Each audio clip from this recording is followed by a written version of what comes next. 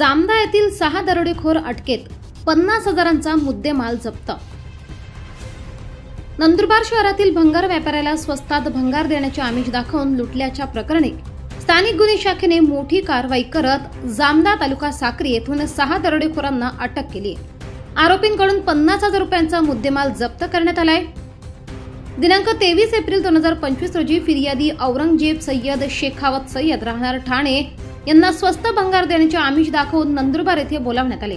त्यानंतर मोटरसायकलीवरून जंगलात नेऊन रोख रक्कम, मोबाईल व ऑनलाईन पेमेंट जबरदस्तीने घेण्यात आले व मारहाण करण्यात आली। या प्रकरणी नंदुरबार शहर पोलीस ठाण्यात गुन्हा क्रमांक 262/2025 भादवी कलम 310(2), 311, 351(2)(3) अंतर्गत गुन्हा दाखल करण्यात आला आहे। गुप्त माहितीच्या आधारे स्थानिक गुन्हे शाखेचे पोलीस निरीक्षक हेमंत पाटील यांच्या नेतृत्वाखालील पथकाने जामदा येथे छापा टाकून 6 आरोपींना अटक केली आहे। अटक करण्यात आलेल्या आरोपी पुढील प्रमाणे: लाल उर्फ सजिन नीला भोसले वय 32 वर्ष, कनेश नीला भोसले वय 40 वर्ष, भुऱ्या नीला भोसले वय 30 वर्ष, जैन जयदेव पवार वय 35 वर्ष, हरेश शामराव भोसले वय 35 वर्ष, सोनेश विनायक चव्हाण वय 27 वर्ष, सर्व राहणार जामदा तालुका साक्री जिल्हा धुळे यांच्याकडून रोख रक्कम व मोबाईल असा एकूण 50,000 रुपयांचा मुद्देमाल जप्त करण्यात आला असून सर्व आरोपींना नंदुरबार शहर पोलीस ठाण्याच्या ताब्यात देण्यात आले आहे।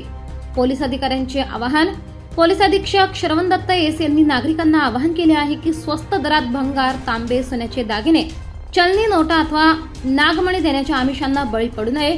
फसवणूक टाळण्यासाठी सतर्कता बाळगावी। ही कारवाई पोलीस अधीक्षक श्रवण दत्त एस, अप्पर पोलीस अधीक्षक आशित कांबळे यांच्या मार्गदर्शनाखाली पोलीस निरीक्षक हेमंत पाटील व त्यांच्या पथकाने केली आहे।